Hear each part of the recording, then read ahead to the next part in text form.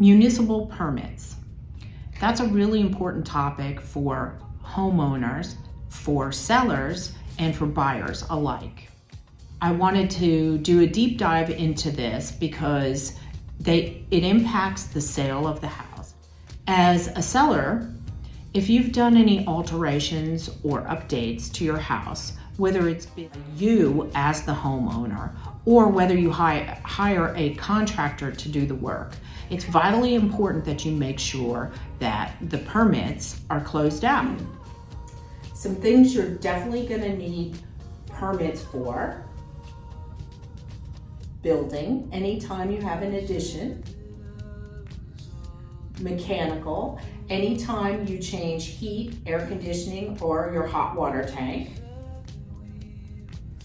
fire; plumbing, anytime you move a plumbing fixture, a sink, a toilet; electrical, anytime you move an electrical outlet or wiring. When you hire a contractor, the contractor is going to handle getting the permits. You're going to go down to the building department and get a packet like this.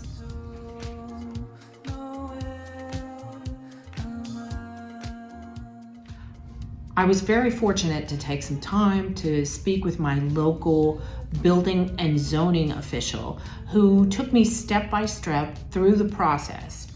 You, as a resident of any town, can certainly go meet with your zoning official, who's the best guide to get you through all of the steps for obtaining your permits. Building and zoning officials are guided in the state of New Jersey by the building code. That's the guiding document for everything that goes through the building department. Anytime a homeowner is making alterations to their home that involve moving walls or an addition, you're definitely going to need a permit. Anytime you move walls, it's going to impact, more than likely, electrical wiring or plumbing within the walls. The reason why contractors have to work within the building codes is for the safety of the homeowner. So typically there are inspections during the roughing out of walls. So before the walls are closed, the inspector will need to come in and make sure that everything is up to code. And then there's always a final inspection.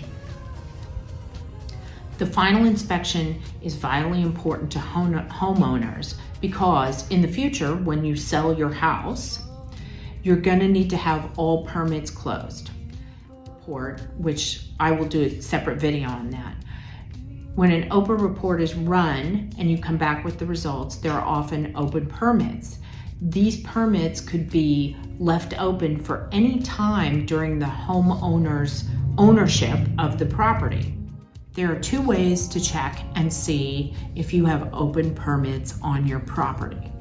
One, a lot of towns have gone to online permitting checks. Check and see if your township has a portal and see if there are any open permits.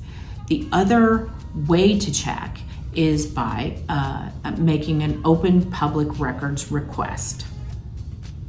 That way, if you know everything is closed out, you're in the clear to move on to get your fire certificate and to get your certificate of occupancy for the house. As a buyer, you want to make sure that all permits have been closed and also that they have received a fire certificate or a certificate of continued occupancy. Your attorney is also checking for these things.